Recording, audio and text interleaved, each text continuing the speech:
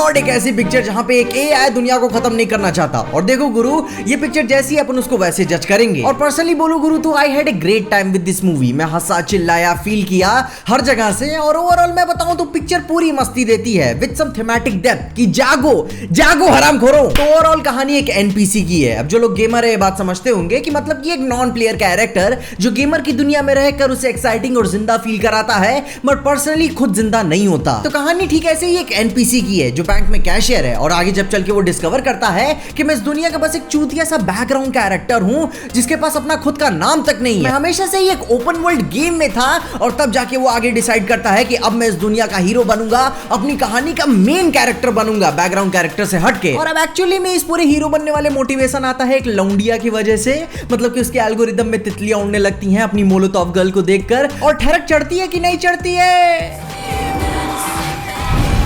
नहीं, ठरक चढ़ती है ठरक। मतलब कि मेरी मोलोटॉव गर्ल बला की खूबसूरत, उसकी वजह से उसके एल्गोरिदम में चेंजेस आने लगते हैं। वो अपना कैरेक्टर डेवलपमेंट करने लगता है, अपनी कहानी को रीराइट करने लगता है, वो भी इस लिमिटलेस दुनिया में जहां वो कुछ भी कर सकता है। और देख रहे हो ना गुरु यार, एक लौंडिया के चक्कर में आदमी क्या क्या करता है। आगे अपनी इसी क्वेस्ट में जब वो दुनिया को आगे बचाने निकल पड़ता है तो उसके साथ थोड़ा सा रोमांस होता है, मस्ती होती है और कई सारे कैमियोज देखने को मिलते हैं पूरे डिज्नी वाले, जो कि एक्चुअली में पिक्चर का सबसे बेस्ट पॉइंट्स में से एक थे।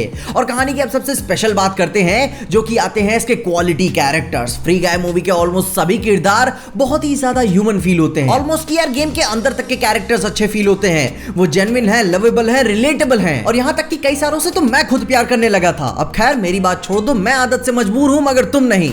हाँ, वो किरदार कभी कभार ज्यादा आयरॉनिकल फील होने लगते हैं जब वो अपने बैरियर को तोड़ने लगते हैं। जैसे कि भाई अपने फ्री गाय की ही बात करें, वो तुम्हारी हमारी तरह एक बैकग्राउंड कैरेक्टर ही था। बस उसका एक काम था सोसाइटी में खाओ, कमाओ, जियो। और उसका बस सोसाइटी में पूरी जिंदगी का भर यही काम था कि चूतियों वाला खाना खाओ, चूतियों वाली जिंदगी जियो और चूतियों वाली पर्सनालिटी बना के रखो। लेकिन जब उसे प्यार हुआ तो चीजें बदलने लगी, चैलेंजेस लेने लगा और इतना रियल फील होने लगा कि भाई वो एम्पैथेटिक लगने लगा। क्योंकि भाई हम सब ने ऑलमोस्ट कभी ना कभी प्यार में चूतियों वाली हरकतें तो की है। इसके अलावा जो कहानी के बाकी सारे जो साइड कैरेक्टर्स थे वो भी काफी कमाल के फील होते हैं, रियल लगते हैं, जो कि सही समय पे सही डिसीजन ले लेते हैं। मगर इसके अलावा कहानी की बहुत ही खूबसूरत लाल लिबास वाली एनपीसी आती है जब उसका वो सीन आता है जेंडर नॉर्म्स वाला कि आई डोंट नीड एनीवन वाली जो बकचोदी चलती है। अब मैं जानता हूं तुम्हारी नीयत गलत नहीं थी मगर वो फोर्स्ड फील होता है और इतनी जल्दी नहीं होता। इसके अलावा भी एक और आते हैं अपने टाइका वाइटिटी साहब, अपने कहानी के सबसे बड़े मेन विलन अपने एंटवान। वो कैरेक्टर एग्जैजरेट फील होता है, मतलब कि एक्चुअल में रियल लाइफ में तो ऐसे लोग नहीं होते हैं।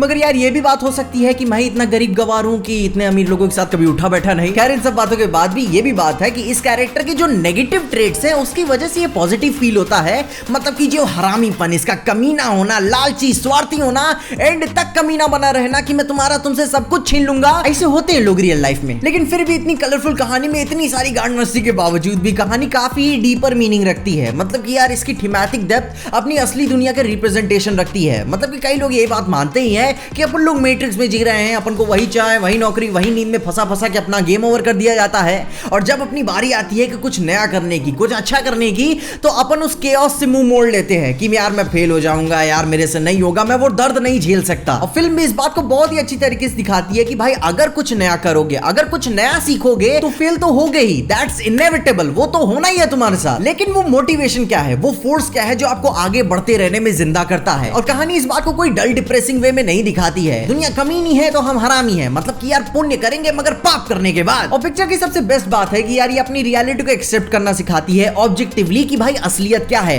कि मतलब कि यार ये भी बताती है कि भाई मैं अपनी मीडियोक्रिटी को एक्सेप्ट नहीं करने वाला, मैं इस भाई अपने परपेचुअल पैसिवनेस में नहीं फंसने वाला कि बेंचेस मैं कुछ अच्छा कर सकता हूं, बस थोड़ी सी मेहनत हो। ना ही मैं किसी हायर फोर्स का इंतजार करने वाला हूं, ना ही किसी मसीहे का। अपनी किस्मत अपने हाथ खुद का मसीहा बनेंगे बेंचेस। कुछ ज्यादा ही भावनाओं में बह गए।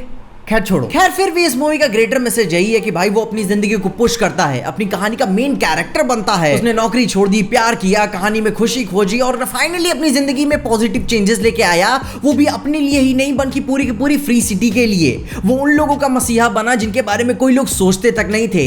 और कहानी इसी बात पे ज्यादा एम्फेसिस देती है कि भाई सब कुछ इंपॉर्टेंस रखते हैं। वो लम्हा, वो लोग, वो प्यार, सब कुछ रियल है और सब कुछ मैटर करता है। और इसके ऊपर भी यार मूवी अपन को इस बात पे बहुत ज्यादा पोक करती बढ़ती रहती है कि भाई तुम देखो कि अपन की जिंदगी में क्या है, तुम अपनी लाइफ पे कंट्रोल लो, अपनी चॉइसेस पे कंट्रोल लो, वो चाहत बनाओ, वो प्यार खोजो जिससे तुम अपनी लाइफ की मेन कैरेक्टर बन सको। अब हाँ देखो, मैं इसकी तरह कोई लौंडिया की बात नहीं कर रहा हूँ, कई सारी और चीजें हो सकती हैं, मतलब कि अब वो बेहतर जिंदगी, ह्यूमन ट्रेड्स है, इमोशन, कई सारी चीजें हैं। और फ्री गाय मूवी गेमर के इस पहलू को भी दिखाती है कि भाई सब लोग हरामी नहीं होते, कुछ लोग गोलियां भी मारते हैं तो वो लोग एम्बुलेंस भी चलाते हैं। मैंने खुद जीटीए में पिज्जा डिलीवरी का काम किया है। और इन्हीं सारी बातों से ये बात भी पता चलती है कि भाई जिंदगी हमेशा ब्लैक और ग्रे शेड्स में नहीं होती। तुम्हारी जिंदगी में भी बाहर आ सकती है, तुम्हारे कॉन्क्रीट नेचर में भी गुलाब खिल सकता है, लेकिन बस तुम्हारी जिंदगी में बस उस एल्गोरिदम की कमी है जो तुम्हें उस फ्री सिटी से फ्री लाइफ तक नहीं लेके जा रहा। और बस ये मत बोल देना कि अभी लेट हो गया। भाई यार, ग्रैंडमा मोजेस को जानते हो? नहीं जानते हो तो बता दूं, उन्होंने 80 साल की उम्र में पेंटिंग्स बनाना शुरू किया था।